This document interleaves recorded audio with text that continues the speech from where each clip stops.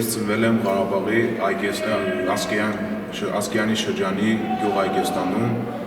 սպորտով զբաղվում եմ դեռ վաղուց 8 տարեկանից, իսկ կոնկրետ Կիոկուշին կարատեով զբաղվում եմ 14 տարեկանից։ Ես ներկայիս Հայաստանի եռակի չեմպիոն եմ և Եվրոպայի չեմպիոն եմ։ Ես ծնվել եմ զինվորականի ընտանիքում, պապաս մասնակցել է 44-օրյա պատերազմին և քառօրյա պատերազմին։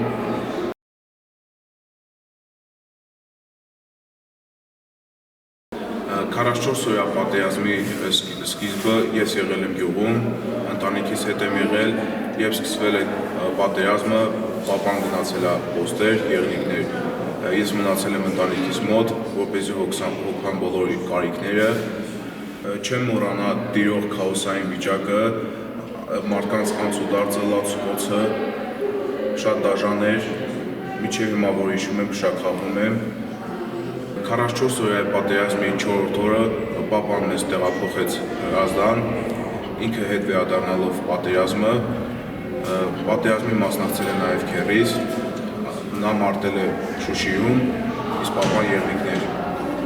Ամեն կերպ հետևել եմ լուրերին, ամեն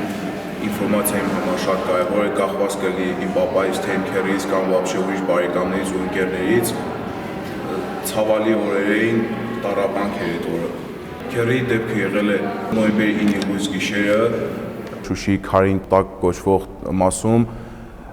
հենց կռիվը ավարտվելուն պես ցավալի օրեր այդ օրը, պապայից էլ լուրեր չկային, հետո արդեն նոյեմբերի 10-ին պապան զանգեց մեզ, քեռին մահացել է գրադի ուդարից, նա շնչահեղձ է եղել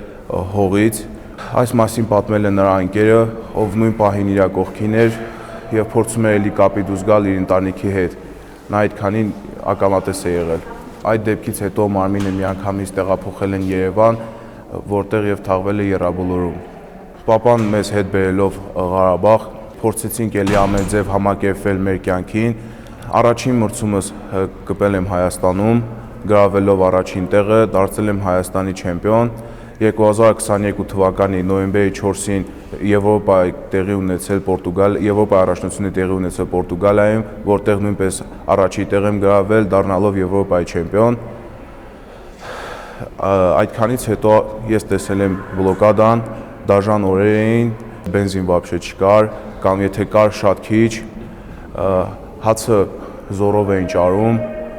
ջրի խնդիր կար նաև, եղել են նաև դեպքեր, որ բենզինի պակասության պատճառով մարդիկ մահացել են հենց ճամփին, չհասնելով հիվանդանոց։ Բլոկադայից հետո 2023 թվականի սեպտեմբերին սկսվել է պատերազմը, որին նույնպես հայրս մասնակցել է։ Հիշում եմ էլի տիրում էր նույն քաոսային իրավիճակը, բենզալցակայանի պայթյունն եղել, որից ընկերս է մահացել, Վլադիմիր Բարսեղյանը։ Ճանապարհ եկել ենք մոտ 35 ժամում, տեղաշարժվելու խնդիրի պատճառով, ավտոմեքենաների խափանման պատճառով, սկորիները, որ գնում գալիս էին, նրանց պատճառով էր ձգձգվում դուրս գալը Ղարաբաղից։ Մեր հետ վերցրել ենք այն ամենը, ինչ այդ պահին ամենաանհրաժեշտն էր, կլինի սնունդը, կլինի ջուրը, կլինի թե ամենօրյա հագնելու շորերը։ Իմ հետ վերցրել եմ նաև իմ գրաված տեղերը։ Հակարի կամուրջին հասնելուն պես ես մտածում էի իմ ընտանիքի մասին, քանի որ պապան զինծառայող էր, ռենտգենով ստուգել են սաղ ավտոները, զենք զինամթերք գտնելու համար։ Դե փառք Աստծո, մենք կարողացանք Հակարի կամուրջից ողջ առողջ դուրս գալ։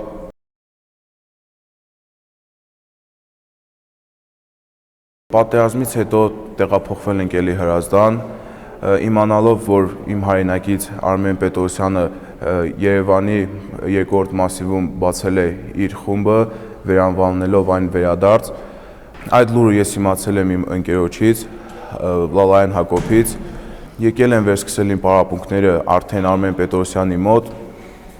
և Արմեն Պետրոսյանի շնորհիվ ես դարձել եմ Հայաստանի եռակի չեմպիոն։ Մեկը 2024 թվականի ապրիլի 29-ն էր, մեկն էլ էս վերջի 24 թվականի դեկտեմբերի 1-ին։ Արցախ վերադառնալու հույսը միշտ էլ կա, մեր մեջից երբեք չի կորչի, մենք հույս ենք պահում, որ մենք կվերադառնանք մեր տները, էլի նույն ձևով կապրենք, ոնց ապրել ենք մինչև այս պատերազմները։ Էլի իմ ապագաս պատկերացնում եմ ես Ղարաբաղում, նպատակներիս էլ հասնելու եմ էլի Ղարաբաղում։